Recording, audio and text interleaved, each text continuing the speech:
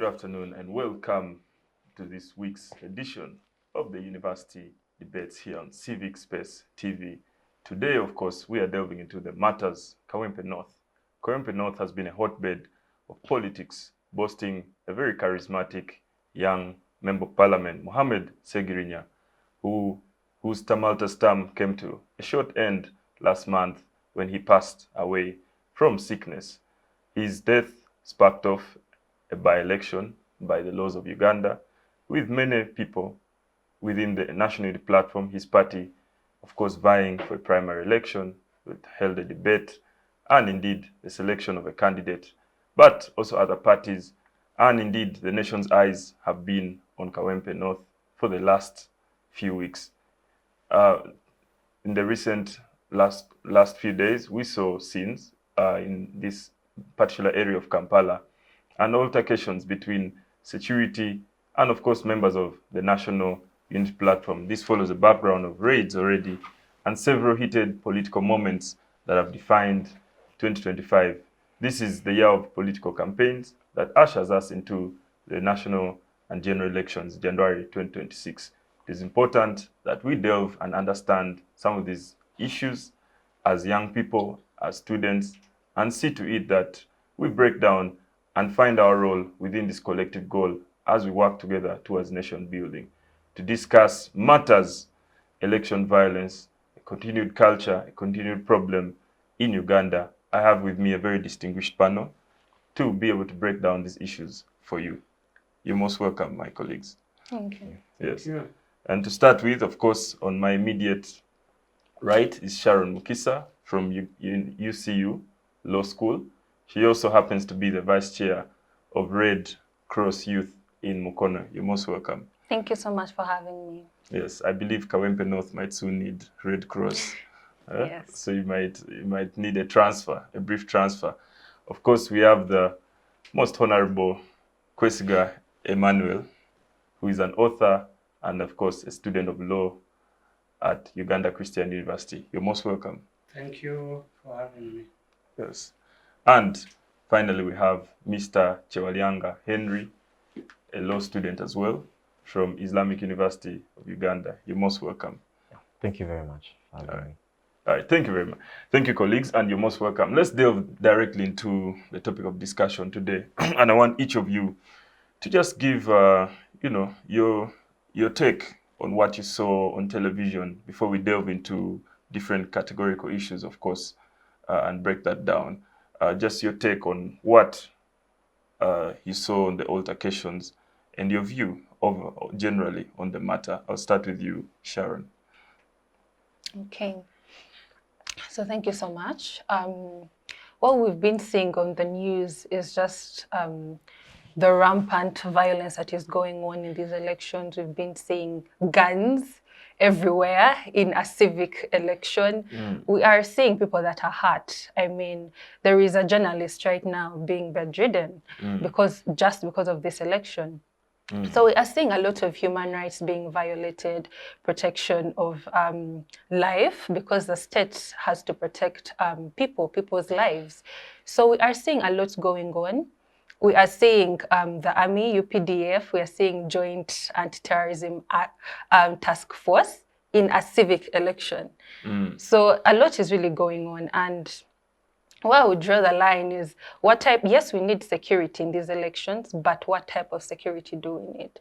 Do we need anti-terrorism task force? Is there a threat in a by-election? It is just Kawempe North.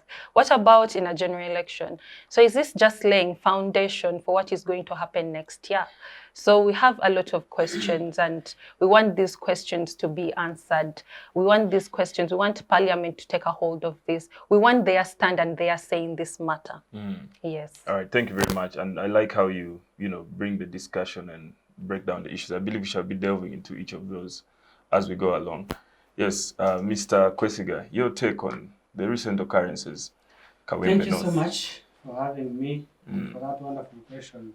Our dear moderator, the incidents that we come to discuss today is not strange, including to our viewers. I highly believe so, because it's been publicized, it's been all on media, and so I believe each one of us, including the viewers, has their opinion. But I think from my end, I would really want to think that it is rather so unfortunate. There is what is called the fallacy of two wrongs, paying a wrong for a wrong.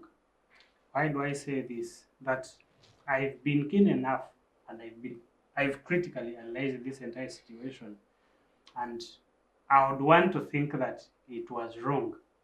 That was a wrong reaction from the foot soldiers or the supporters of the no. Because clearly, if you are not to put emotions into this, you would see that there was an element of provocation. I'd want to think that it was very intentional, that they intended to provoke these security forces. The question of the legality of the forces and why yet is a different question altogether. But now, being specific to this, it was clear provocation. I could see that, because you could even clearly hear the words, what are you going to do? Mugenda kola iki, we are Ugandans. And that I do agree. But I believe you cannot have such kind of response or kind of treatment to security forces, and you think they are not going to erupt. As much as they are a trained force, but they are also humans and they can respond to stimuli. So it was wrong from the Nup people. But also, it was equally wrong, the reaction that was put forward as a counter attack to what they were saying and an attack on the security forces. The two of us, or in fact, including you, have a legal backing, and we understand a very important principle in application of law, the question of reasonable force, proportionate force. For anything you are just going to do. The question then would be, if these people were provocative through what they were saying, was that kind of beating sufficient, appropriate force to respond to mere verbal exchange? Because to the best of my knowledge, unless any one of you has a contrary opinion, also what I didn't see, there wasn't a person holding a stick amongst the people from Nup. There wasn't a person holding a stone. So I think that response was really beyond reasonable force, and so I would fault the forces on that very end. Yeah. I saw. Yeah, I saw a meme on X yesterday. Yes. And someone was asking that what is JAT in full. Another responded and he said that Jangu ate tuduka. Interesting. Jangu ate tuduka. Mr. Kwesiga, you bring out important points, but I think later we shall also get into, when you speak about proportionality and the wider questions, but also understanding how Nup is approaching this election and others. It comes in the background of a topic that we actually discussed last week, which was the issue of the militarization of political mobilization by NUP. But we shall get into those discussions. Yes, Mr. Chewalianga, your take. Yes, sir. So thank you for having me. So my overview of this entire political landscape, especially with the precedence that has been set by the Kawempe election, is you're having a football match, but without a referee. If there is a referee, the referee his hands are tied on the sidelines and cannot do anything. You have... I thought the referee is the police. No, the referee shouldn't be the police. The referee is supposed to be the people like the Electoral Commission, who stand in between individuals that are trying to contest and how they should carry themselves. So on one end, you have individuals who are trying to, contest and are trying to step in and have elections. On the other side, you also have individuals that also have their contestants, and there is clashing between these individuals. But there is no one to moderate how this should be done. On one end, you have politicians who have, I think, virtue of what we have been able to see, failed to control their masses. Their masses are not properly guided on how they should carry themselves during elections, what they should do during these elections. Information has not been given out. On the other hand, you have the other team on the pitch, which is the police now, that is also trying to have their role in the political landscape, who also haven't been told how to handle these individuals, who probably are not even well acquainted with the specific laws they are supposed to be following, or if they are even aware of the specific guidelines they're supposed to be pursuing in handling different stakeholders, how do you treat journalists? How do you treat people who have come to observe the election? Because aside the people who have come to vote and politicians, there are people who also come to observe these elections. Organizations do this. How do you treat those individuals? How do you treat a journalist who has only come to record content? To what extent do you handle them? So the referee, who is the Electoral Commission, may not have a lot to do. So this is a political match, but without a referee on how everybody should play their role. All right, thank you very much. I'll come to you, Sharon. He talks about, the role of this refereeing body, and of course, Kwesiwe also gives the other alternative view that, well, while the police did what they did, there was also an element of provocation that needs to be discussed. And, he points out the fallacy of two wrongs. Could there be any other cause to this besides, just the brutality? I mean, we saw NUP having a parade, a military parade, a militia parade, quote unquote. And of course, if you study Uganda and if you study conflict sciences, one of the key strategic conflict zones in Uganda is the urban youth, urban poor. So what do you make of the fact that there could be other wider dynamics beyond the police? Do you agree with them? First of all, I would like to rather make a submission on what he submitted regarding the referees. Well, I believe it is the role and it is the duty of the Electoral Commission, because under Article 61, we say that the Electoral Commission is given the mandate to regulate, conduct free and fair elections. So if you're given a mandate such as that, you have to make sure you execute and fulfill your duty. It is like taking a student to school. You've told maybe your child, I'm taking you to school, make sure you excel. Whatever you do to excel, that is on you. Whether you're going to read Transnight, whether you're going to consult the best students in your class, whether you're going to join a discussion, that is what you're doing in order to excel, because that is the duty that you've been given. So as the Electoral Commission, you've been given the duty to regulate, to conduct free, fair elections. What are you doing about that? Do not just sit and wait for when we are having elections, let us be there when they're taking the ballots. I feel it is way more than just waiting for those elections. The key question today is law and order. And I don't think the Electoral Commission has a law and order arm. It does not. But what is its role? It's been given the money to regulate. So that is where it brings in security. But then when we are looking at it right now, I don't feel like the security that is present right now has been invited by even the Electoral Commission, because we should know which type of security is needed during a civic election. You're not going to bring the Joint Anti-Terrorism Task Force. You're not going to bring UPDF. For heaven's sake, UPDF under the Constitution, under Article 209, it lays down the functions of the UPDF, and they come in to protect the country's sovereignty when the country is at stake. The country is not at stake at a by-election, at a civic election. So no, I do not believe in that. And you are asking about the youth being involved in this election and this violence. Well, I believe the youth today, we haven't been empowered enough in terms of political and also economic. Because you find youth looking at elections as a source of, they're looking at it as a source of income. They're saying once we are participating in these elections, this violence and whatnot, it's easy to pay them off to make sure they are, violate whatever they do to provoke, like he said, they were provoking the security at that point. So empower the youth, let them know that they have more to live for than just looking at violence as a job.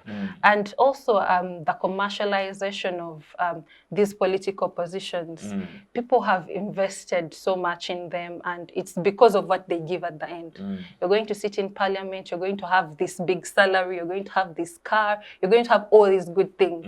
So people are like, I am doing whatever it takes so that I achieve that, so that I am at the seats and get this money, get these cars, be in a posh lifestyle. So also that I feel it is a fault that we have as society. I feel like there should be change in that. All right, thank you very much. I want to bring to you Mr. Kwesiga on matters, security sides. She talks about, of course, the issue of proportionality, and I think you brought it up in principle she speaks like, why do we need UPDF in this? Why do we need, you know, all this combat? And it goes back to you know, our tumultuous history as a country, and the role of young people in the role of young people in politics. It seems, and I am in politics. I don't know about you guys. It seems that in politics we have come to the conclusion that our second home is jail, even in the ruling party. Mm. The experience, and if you look at the experiences of everyone involved, Besigye, Segirinya, even people in NRM, I can assure you, face the same predicament. Why do we have this continuation of a culture of violence? And I want you to discuss more also on the state side. Then we shall get to the civics and the civilians. But on the state side, can't we just, you know, walk back and say, okay, guys, let's calm things down? Thank you so Does the much. state have that power? I want to first respond to her submission. Sure.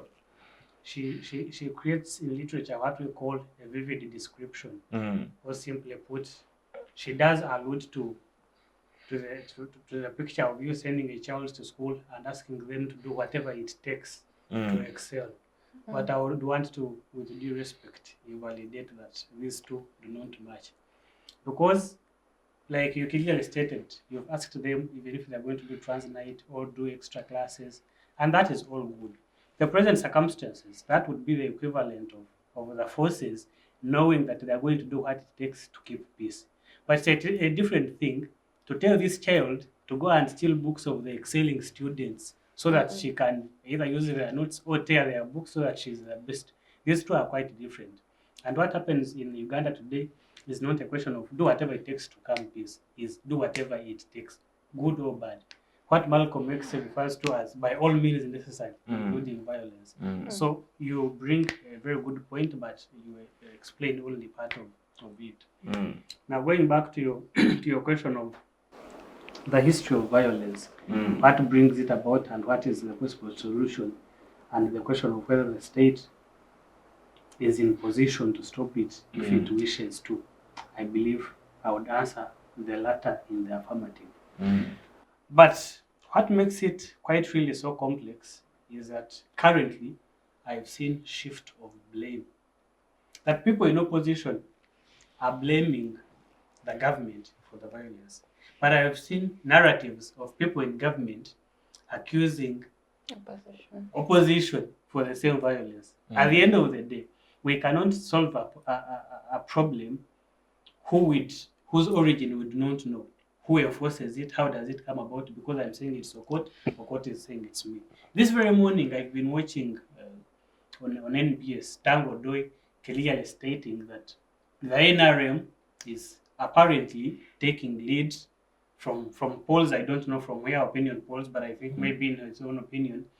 And he says that he doesn't know what force is behind the fact that this violence has occurred, because he clearly stated that we are in the lead of this election, but then we see police coming in to give a different picture. In other words, he insinuates that there are forces in the opposition that are behind this violence to make sure that they create a bad picture of the NRM and affect its possible results in the election. So interesting. It gets disturbing at that very point. While the opposition is saying that NRM is doing this to intimidate the voters because the opposition says they are the strongest, and I would want to think so because even the deceased former MP was opposition, and now NRM says we are in the lead, and so this is being done to weaken us. It becomes really so challenging.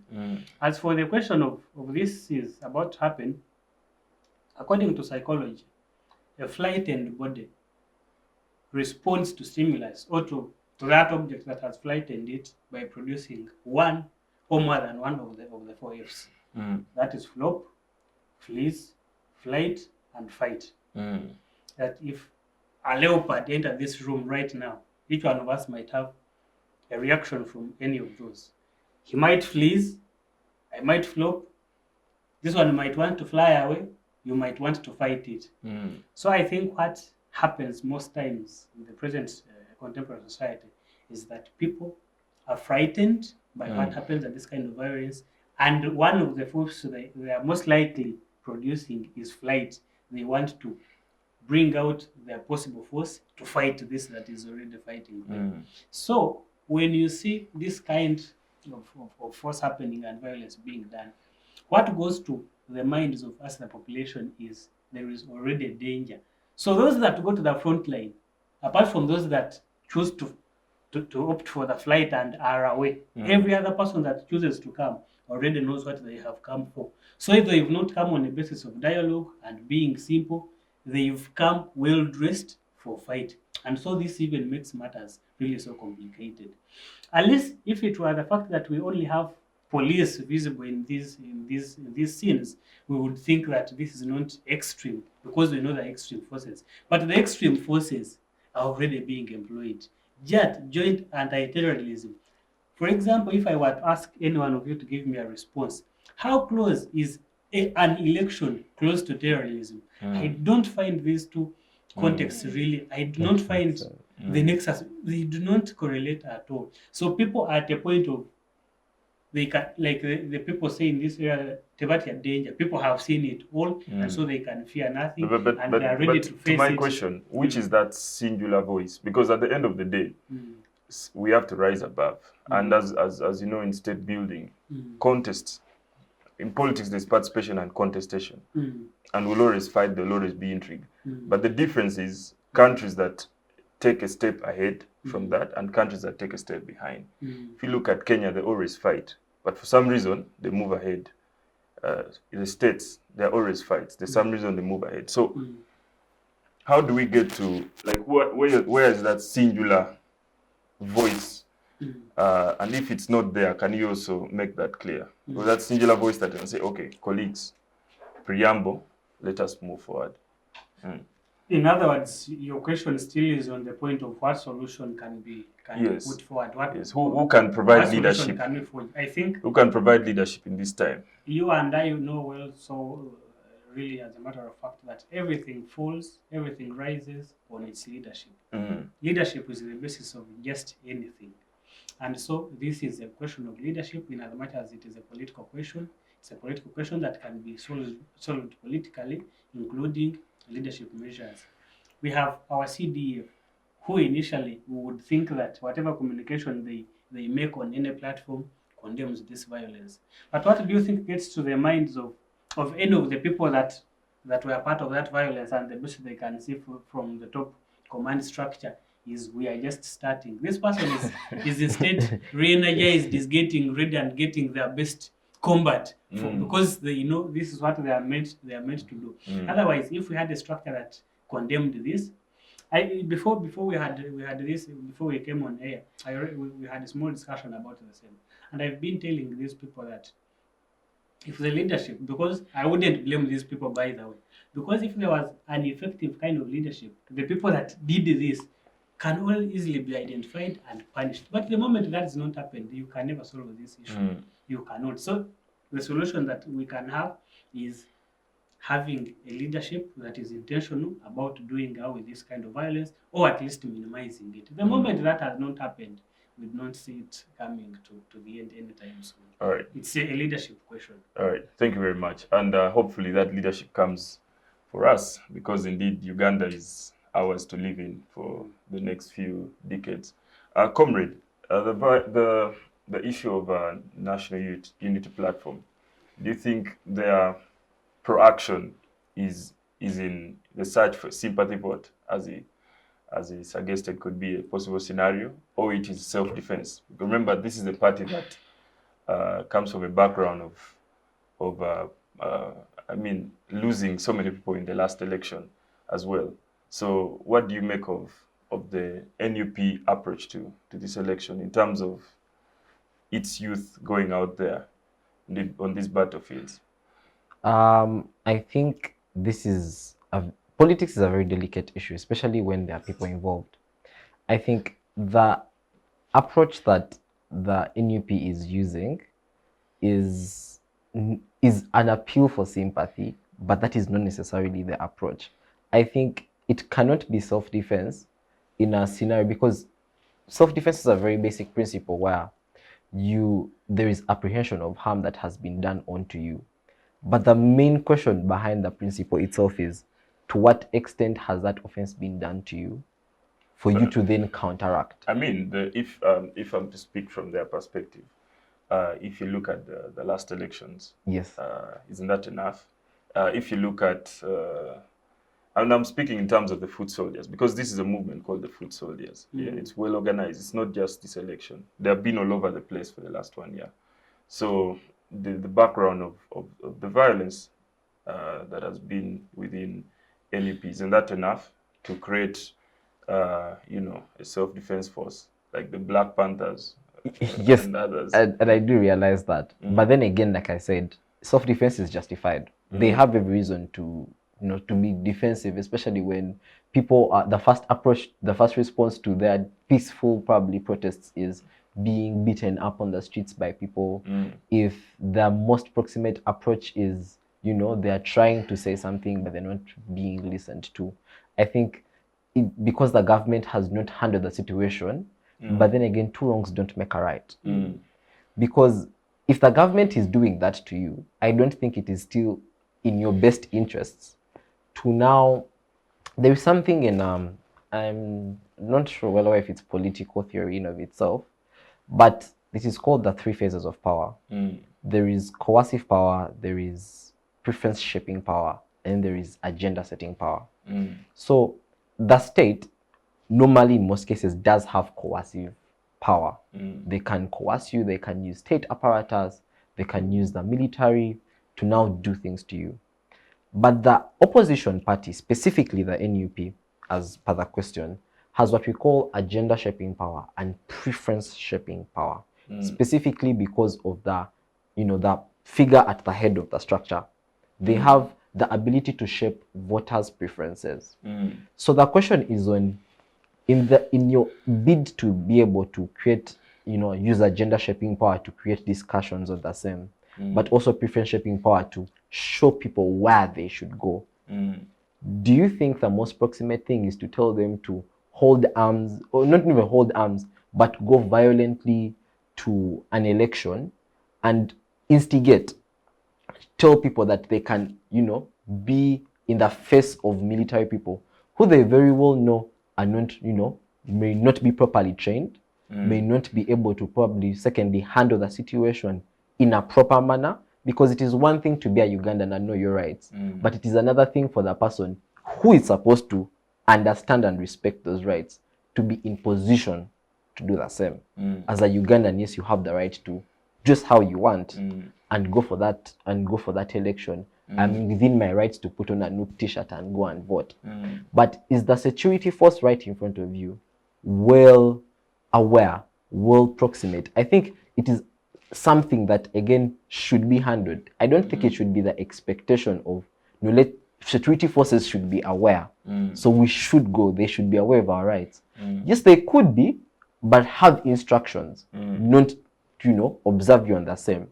But it could also be the fact that they simply just don't know how to handle you. So in that scenario, as an individual who is the opposition party, who you don't have state apparatus, but you have the power of the people, how do you use that life that you have in your hand? Do you still tell them to go? Well, what is the alternative? So the alternative becomes, like he says, the leadership at the end of the day. How do you then approach your voters to handle the situations and approach elections? We've seen very peaceful elections where people have been told, dress up, don't put on, don't incite, don't beat up, don't do anything that is going to cause any problems, and go and vote. But it is another thing for the people who are coming to vote, but you find someone putting on a red shirt fighting with someone in a yellow shirt because they are putting on different colors. So as the leadership structure, what do you do then? Do you encourage your population or your voters to continue, being that kind of individual who is going to create discomfort for the rest of people on the elections? Because it is these things that give the people who oppress you legitimacy to further oppress you, that you don't know how to handle the situation, that you are being, because of the recent Makindi elections, 21 people already in court 5 people have been given bail, but some people are still remanded. So you're already in jail because of the fact that there is already the presumption that you've been a public nuisance, because that's one of the, the grounds at which they're putting these people there.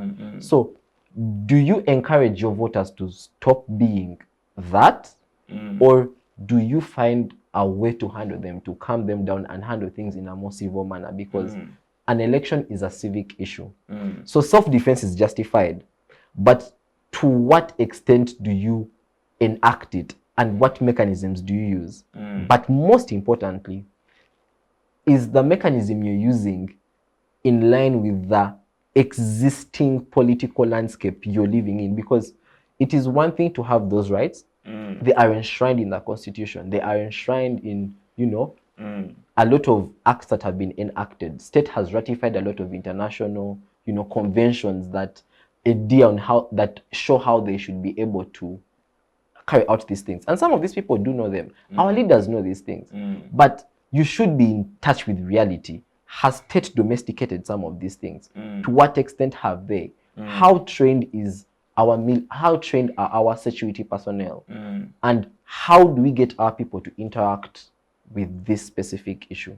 So it to some people it does look like sympathy, but then again, the continuous lack of I would not say if it's convenient, but the continuous ignoring of the political reality you exist in becomes very harmful for your voters. So it is self-defense, to answer your question, but it is seemingly looking like sympathy now, especially if it's seemingly looking like you're looking for sympathy in the event that there are a lot of things going on, you know the reality of what's going on, but you continuously ignore it and urge your people to still soldier but I think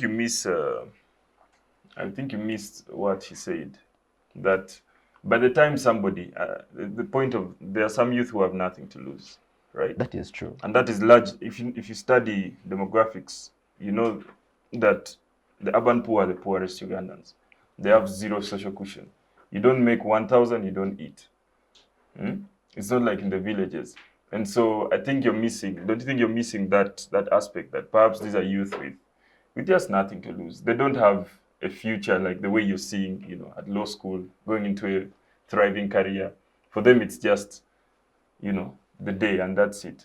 To the view, and I think this is again another reality. And I don't think, I think to include that part of the chart into this is, there are very many youth out there that do not know what to lose, that don't have anything to do. They don't have what to do. But then again, it goes back to what I tell you, leadership. The NUP itself, Honorable, his former presidential candidate, Robert Chagulanyi, he has had centers where he's skilling people. They are skilling youth. They are teaching them hands-on skills. So my question is, what do you prioritize in such a political landscape? Do you encourage more of the youth to join more of these, expand it, or you're saying there is an election and you need to go and vote? Because this is a totally different issue altogether. How do you participate to ensure that you are solving the problem? Do you become the person who, in biology, there's what we call enzymes. Do you catalyze the problem, or you become part of the individuals that solve the problem? Because again, the problem here is, election violence, and youth are very, central in this conversation. So do you catalyze it by telling them to continue simply going to take on police head-on, to defend rights when people won't be, willing to see them halfway? Or do you encourage youth and try to, take them into those spaces where they can learn something, whether they can become better versions of themselves in a landscape where, some things have failed, or in a sense where we can say state has failed them? Do you create some pathways for them where you can, or you take them to the lion's den? All right. I think before you can leave that point, sorry for the interjection. It's okay. He asks very pertinent and important questions, but they are more rhetorical. And we have a context A political and that context. is the status quo that we're discussing. Mm. So I would rather prefer that you put your very brilliant questions to context. Mm. Other than posing them as rhetorical questions, I want you to relate to them And so that you give us that. we shall get to the second segment where I want us now that, because what has come out clearly right now is that there's the question of leadership. Undoubtedly, there's a big question mark on both sides. Okay, but now in the question of reality, which you clearly bring up, and we are going into the 2026 elections, what political vehicle do we take as a generation in pursuit of a better Uganda that we want for our children? Because it is our future that is being played with, or is that play? So what political, in the given reality and with the current options, what pathway would you advise the young people to take? And I think we shall get to that. And of course, being lawyers, we'll have to run through the role of courts and also our general outlook into the 2026 elections. For now, we are going into a brief break. Our dear viewers, stick with us as we discuss the issue of election violence from the perspective of us, the youth of Uganda. Thank you. Digital rights are those human rights and legal rights that allow individuals to access, use, create, and publish digital media or to access and use computers, other electronic devices, and telecommunication networks. Digital rights include a right to freedom of expression, information and communication through technology, a right to privacy and data protection, a right to credit for personal works, a right to universal and equal digital access, a right to identity, a right to anonymity, a right to be forgotten, and a right for protection of minors, among others. The state's digital rights are frequently violated through various unfair actions, for example, blockage of websites and social networks, theft of credentials, unauthorized use of people's data for personal gain, privacy intrusion, online censorship, arrests and intimidation of online users, internet blockages, and the proliferation of laws and regulations that undermine the potential of technology to drive social, economic, and political development worldwide. It is hence every citizen's responsibility to respect rights of other digital users and to speak out or report to the responsible parties when one's rights are violated. Welcome back to this edition of the Inter-University Debates, where we're having a discussion on the discourse around election violence in Uganda, of course citing the by-election in Kawempe North. That was sparked off, of course, by the unfortunate death of the Honorable Mohamed Segrinya last month but one. To discuss this issue, of course, is my distinguished panel, joined by Mr. Chewalianga, Mr. Kwesiga, and Sharon Mukisa. Thank you very much. And we are going to get back directly into the discussion. I'll start with you this time, Mr. Chewalianga. You are lawyers, yes. And the midwives of justice, of course, in the state, together with our sister body, the bench, that is supposed to handle. I want to bring you the issue of courts, the role of courts in all of this. We understand there could be arrests, there could be issues of nuisance, but what do you make of the role of courts in the overall question of election violence in Uganda? So, to respond to this question, because this is, I think, something that I think is that legal system, that judicial system, is one of the most important arms in the government, because it is not the one. Yes, it doesn't make the laws, it doesn't implement the laws, yes, but it is what shows what is right, what is wrong, who is innocent, and who is guilty. So to people who have state apparatus, this is a guilty person who is a threat to them.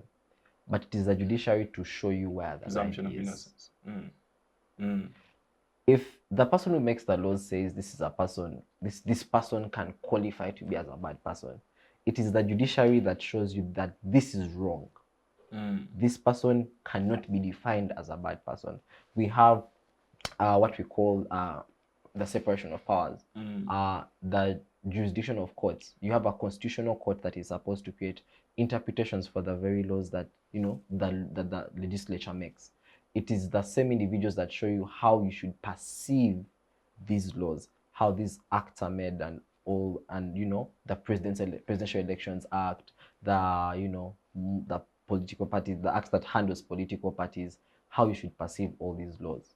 But also it's the same one that shows you to what extent is someone a public nuisance or not.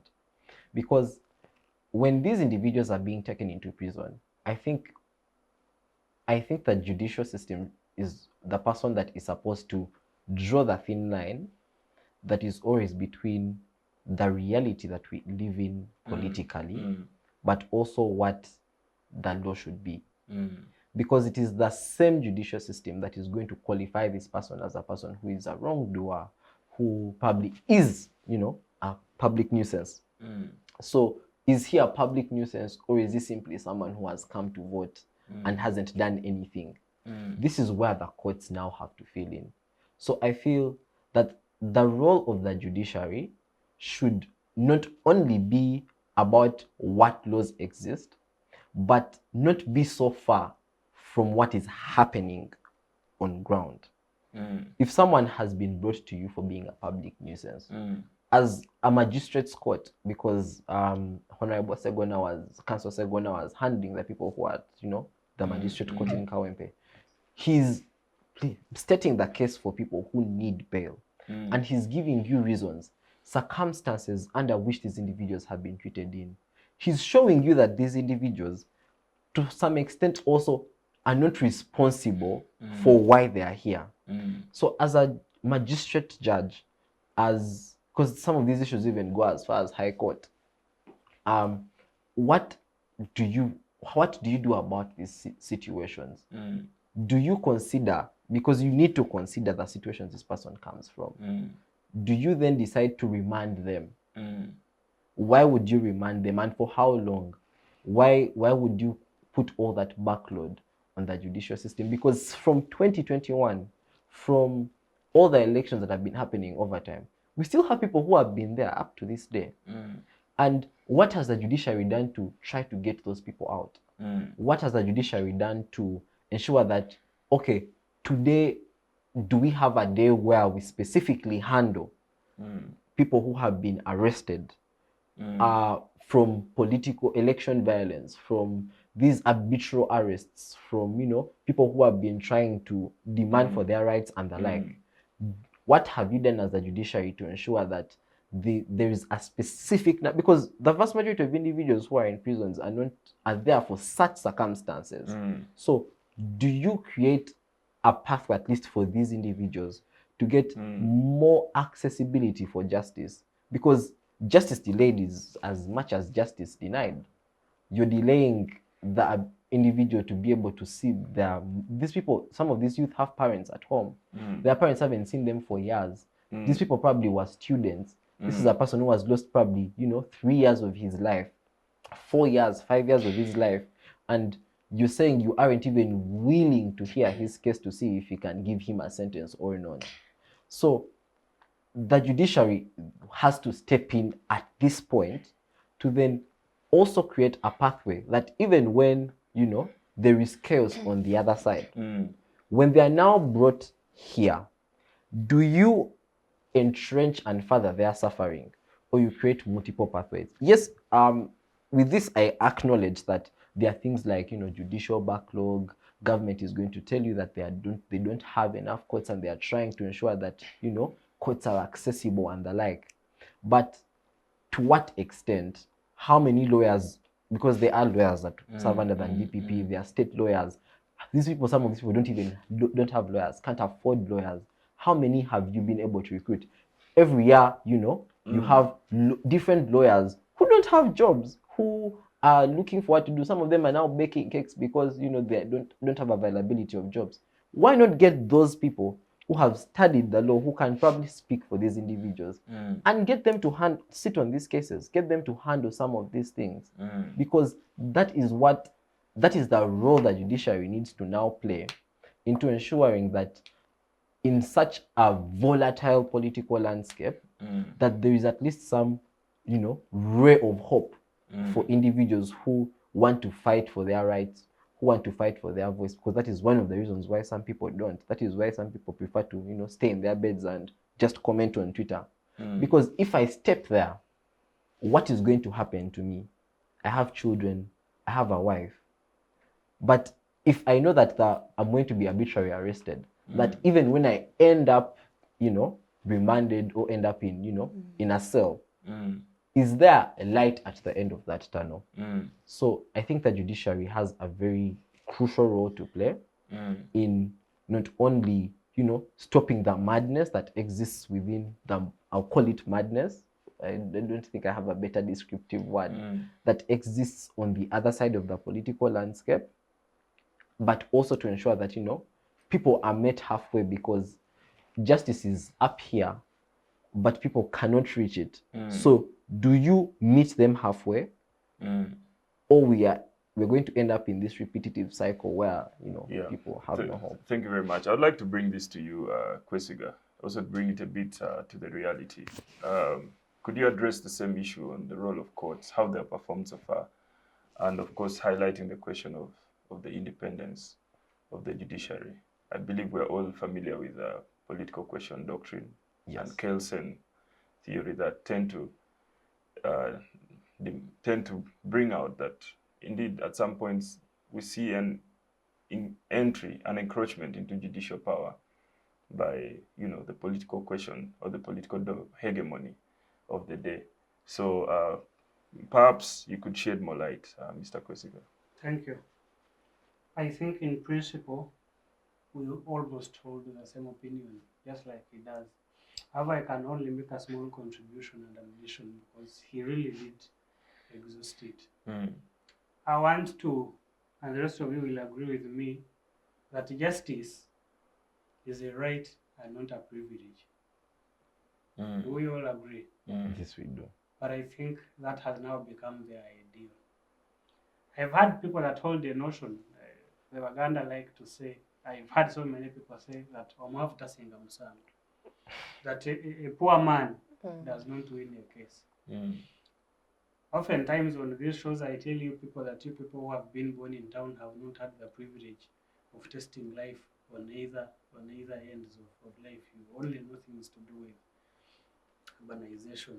But us who are from the village have had the opportunity to be able to compare. Why are you looking at Sharon? Including you. Now, as from, the incidents of land grabbing are very paramount in villages. So that is why you have cases of that nature. And this is what affirms that point that I've personally seen incidences, I speak this from first-hand information and not mere tales, where a man, given their money or status or political position, simply comes to a village, and before you know it, homes have been sealed off and people have been told to live with immediate effect, failure of which consequences do follow. And indeed it has happened. These people have no recourse. They are not going to have, there are no possibilities of accessing justice. In fact, I can tell you a quote that there are so many people in this country who would rather cry or even commit suicide other than making a decision to go to police to make their case, or to even think of going to courts of law to access justice. What does it tell you? People already know, well, they might be wrong, but I believe there is no smoke without fire. People already know that justice is a commodity that is available for purchase, and the price is so high, meaning that when that is the case, not everyone will afford it. So if I cannot afford a product in a supermarket, and I know I can only afford it in a merchandise shop, I don't have money to go to supermarket, then I would rather not to go there. It means I'm never going to have that product. So that has been the case and the position and the stance of so many Ugandans today. You tell people, why don't you, have you thought of going to court, or have you thought of involving police about this issue? Person looks at you and they look at you as an enemy, as if you are being sarcastic, because they've lost trust. And like I told you, there is no smoke without fire. We cannot condemn these people for taking that position, because that means that something is really not right, meaning that the court system and the judicial structure has a lacuna in it that needs to be addressed. And that's the point, of course, of accessing justice. Mind you, justice does not come to imply that a ruling or a verdict is made in your favor, but it goes to communicate that you come to a verdict fairly, meaning that I might be the victim of the verdict being made, but at least another person who, on a fair hearing, has had that justice, and that is all we want to see. I would rather be a victim of verdict of a judicial system other than never accessing one, other than being in custody for 10 years or more, and I've never been arraigned before court for trial. But I think that is really so horrible, and that is what happens today. So if you ask the question of involvement of court, I believe that area should be improved so that people can be able to access justice. And for me, the question of case backlog, I want to think that it is a structure that is very intentional. Well, I am an ordinary person. How much do I know about administration? Maybe not so much. And so my submission is informed by my ordinary position. But I want to think that Ugandan legal structure does not have a very small labor force, that the backlog should be as big as it is. It is just that if you have no person to shout for you, if you are in custody, to make sure that you are arraigned before court, your simple stays, or you appear once and never again. So that is why you have these cases accumulating. Not that we do not have enough. I said I'm speaking from an ordinary man's perspective. Not that we do not have enough judicial officers to run these cases. It is just a construct. It is very intentional, in my humble opinion. So if that is not worked upon, then we are not about to run away from this injustice and people's loss of trust in the judicial structure as a whole. Yes, Sharon, we recently had the Supreme Court ruling in favor of not trying civilians in the court martial, addressing, which many people celebrated, of course, as a win against political persecution and all these other dynamics. What do you make of the role of courts in all of this political mix? Thank you. So we did indeed have a Supreme Court ruling requesting all the people that had been arrested to be shifted to the civil courts or to the civilian courts to be handled there. But then right now, it was, I think, January, where the leader of opposition was demanding the government to issue out a report about the people that were arrested in 2021 election. New people that are still missing. Some of them are arrested, are in prison, but there is really nothing on report. They have not been arraigned before a court. Nothing has been done. Their cases are just put to the side. Many of them, even though we say no people are arrested, some of them are not even, some people that were arrested are not even affiliated to any political party. If you saw some of those videos, they would just, police would just be in an area, arrest whoever is there. They don't care what political party you are at that moment. So I would say, like, my colleagues have really exhausted the question that deep, that these people are there, these people do indeed need attention, but again, are they really going to be, are they receiving the attention that they deserve? Because NOP has its supporters, then let it get out its lawyers to do the job. Then those that don't have lawyers, what has the state done about that? Yeah. All right, thank you very much. As we wind up, I'd like to come to you, Mr. Chewalianga. Finally, of course, we do have this question of we have discussed the politics, the question of leadership. But now, as a young person, looking at all the available vehicles, one of them, obviously, is political parties. Okay? We have the NRM, we have NUP.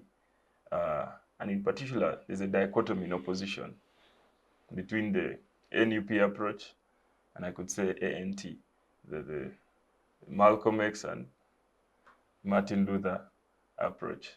That how would you guide our young viewers in universities to be able to best participate in the 2026 elections?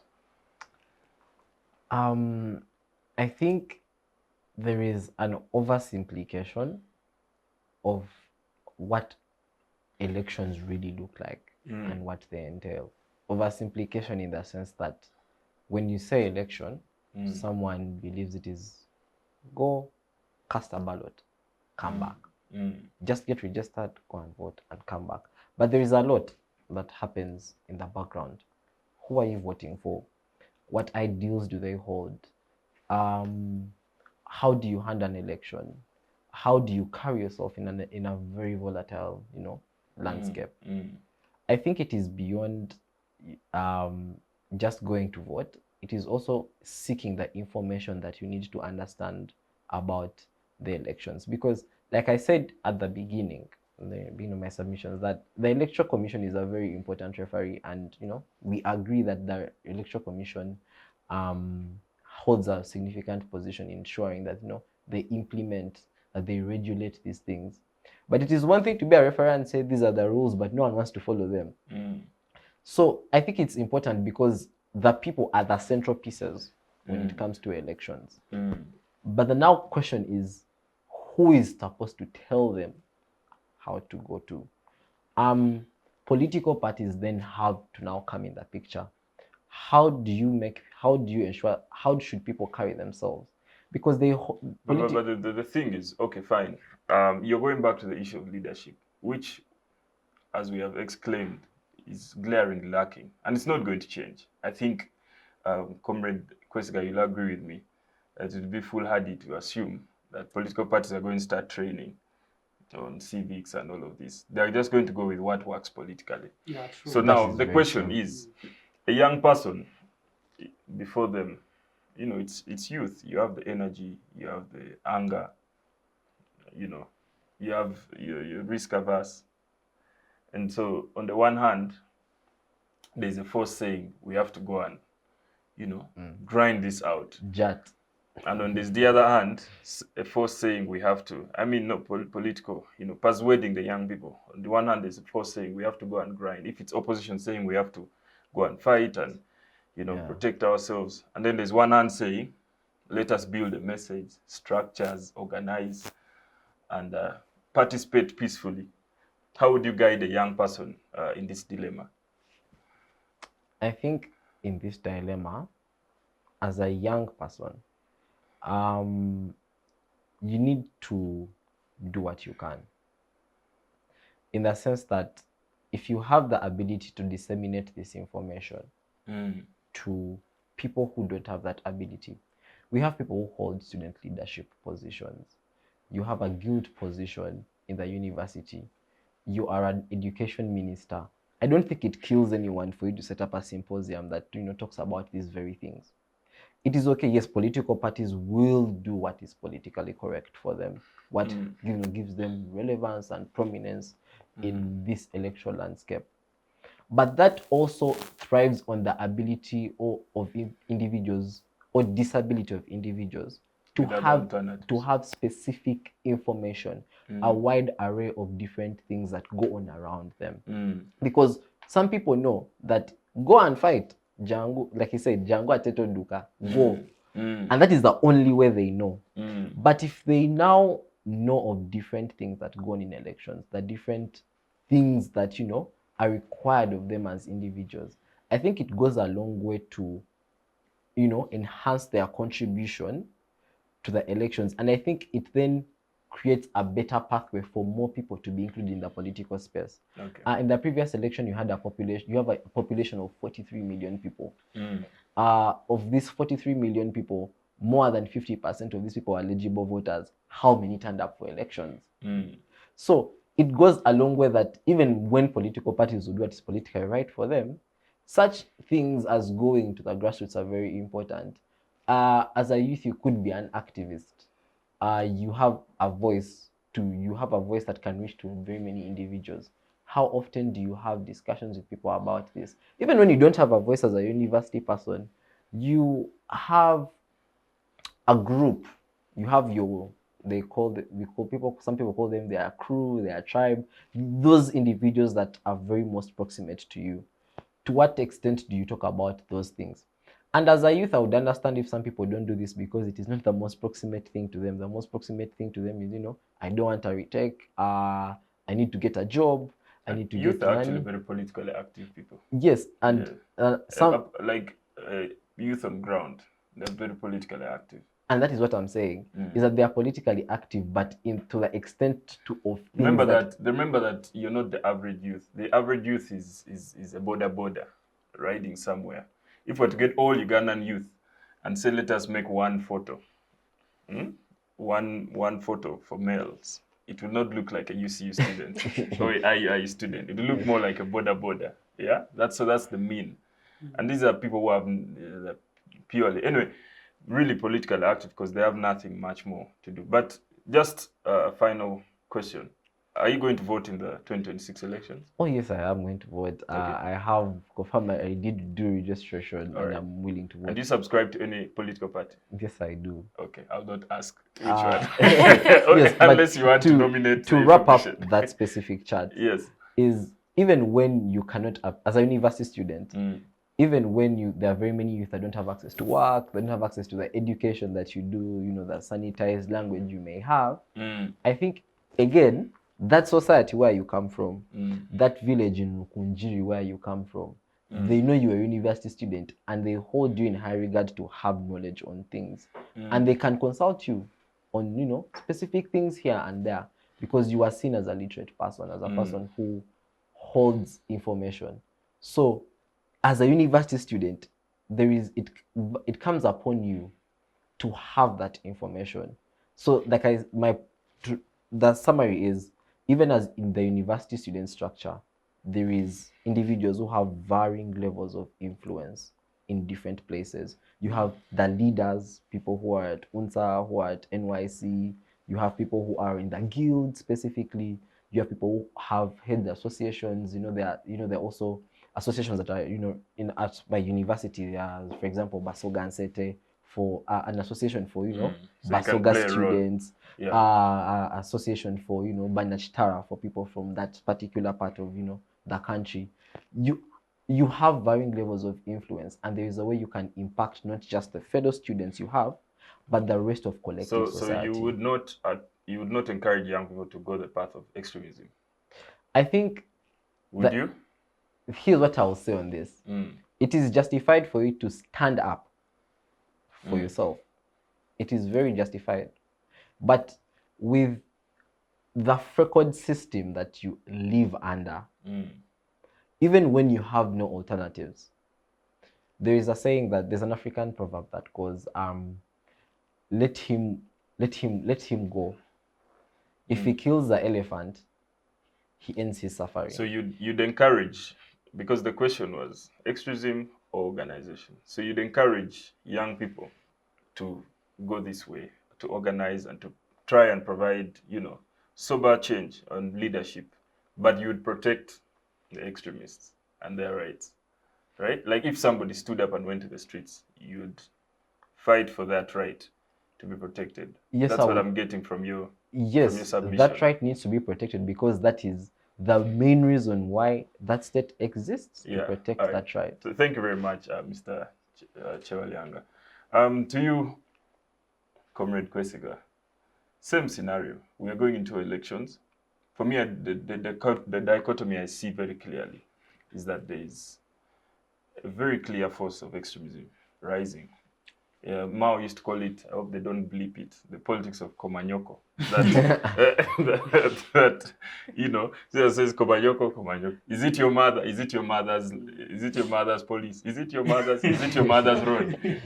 And so we are going into that direction. And of course, in the mix of that, there's a lot of violence, death, and all this bloodshed. And then there's a sober force that cares about the country, wants democracy, and of course, that plays in our favor because we're about to have children and young families and all these things.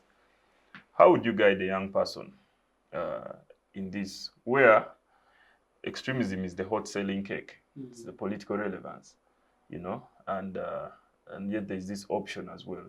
Kindly guide our viewers. Thank you.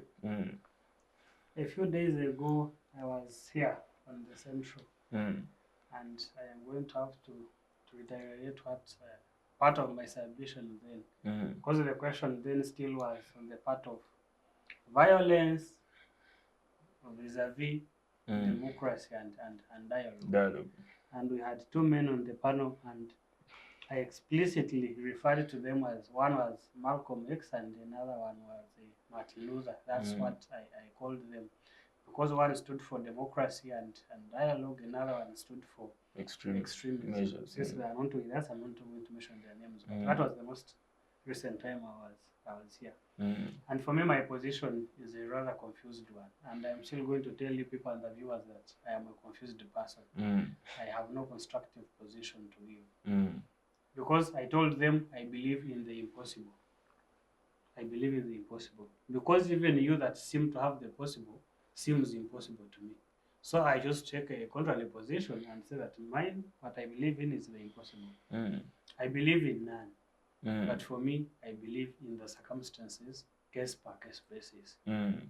I wouldn't stand here and say that let's go full swing, hands on. One way demonstration. Because then you would miss the point. That even a point that simply required you to say, how about we do this? That means that is a blind spot for you. One-way demonstration.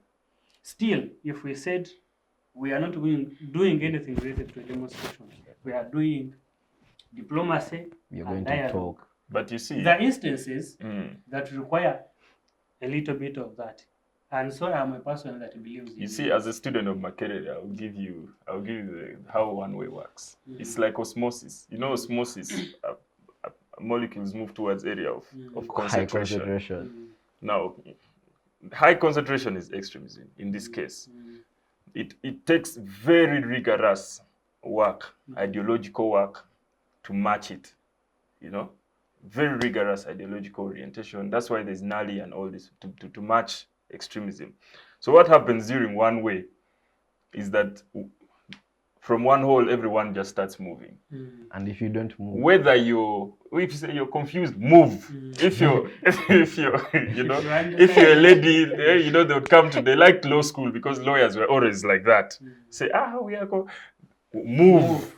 So move.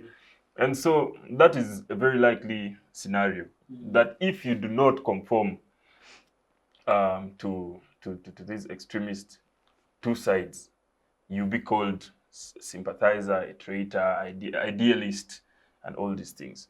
So that is the scenario that we are faced with, and unfortunately, it appears that there is no robust counter, ideological to overwhelm that. Yeah. So that is how one way works. So it's either extremism or extreme ideological. But it's never in the middle. You see, what you actually do is to supplement to what I am saying.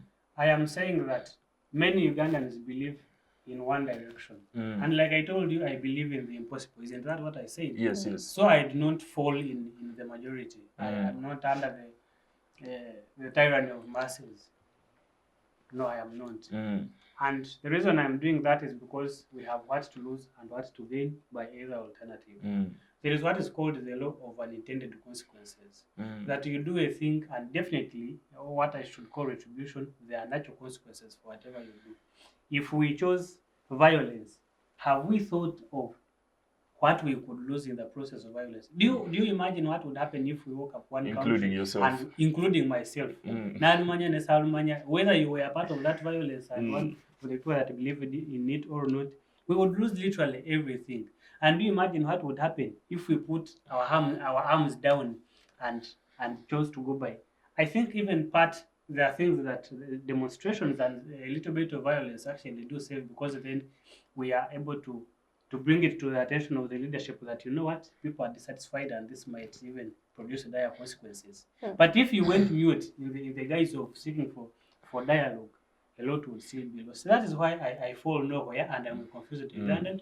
But you're going to vote. I am going to vote. And you have a political party. I do not have a political party, but I vote for individuals. By the way, I am partyless. Okay. You're radically partyless. I don't know. I'm not. I don't think I am radical. But for me, radicalism is not extremism. It's I understand. Being stubborn with your views. I find individuals appealing as opposed to political parties, because I think we miss a very big point by believing in political parties rather than believing in an individual's ideology. It's very foolish for me to come and vote for you, even when I know you have no ability to stand and speak, even when you have that kind of thing. We are missing a lot of points. Yeah. That's why there are people I trust in the NRM government, and there are those I detest with my passion in the NRM. There are people in opposition, including NUP and the other parties that I trust and believe in, and every time I know they are somewhere for a show, I want to be there because I believe in individuals' brilliance and ability to serve, as opposed to the parties that they subscribe and belong to. That's why I find this issue of party at the end of rather the not day, appealing. at the end of the day, when they end up political party, would vote for that specific. For individuals. All right, thank you very much. And I would like to come to you, of course, Sharon. The same question. We see rising extremism in the country, rising extreme views, less space for sober thinking, and really sober thinking youth willing to just work for a good country, peace-loving young people that just want to have a country that they can raise their families. Those views are no longer mainstream or on the market. What do you guide a young person going into the 2026 elections as we conclude? Okay. So I would like to say I'm not a violent person, so I cannot support extremism. The reason why I cannot support that is that we would need a revolution. And I feel like at this point, we are not ready for one. No one is ready to pick up arms, to go and fight, to pick up a gun, to whatever you are saying that even though the opposition would say these are youths, you know, they are ready to oppose the... What about the people in the rural areas? Have you talked to them? Are they at the same page with you? Are they going to pick up arms with you to go and fight? And I do not think that is anywhere near close that is going to happen in this country. Therefore, I would not advise or advocate for any youth to pick up arms in these elections. I would rather advocate, we do the dialogues, we do the advocacy, let us do our part in that. Because like my comrade said, there is a lot to lose. Today, you are going to say we are picking up arms against the government, we are going to the extreme. 2021, how many people died? Families were lost. Mothers lost their sons. Those are sons that cannot be brought back. But was there a change? There was nothing. Those were just urban youths.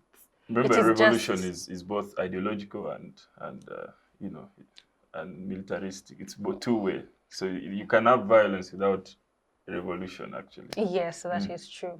So we lost a lot, and I don't think as a country we want to go back to what we lost at that time. And I'm hoping and we are praying that next year we rather have a peaceful election. Yeah, the chances are small as we are seeing it right now, but what we can do best right now is do the advocacy. Say what we want as youths in these elections. We do not want violence. If then the government is saying this is what you're doing, that is why we are employing security such as UPDF, sit down, have a dialogue.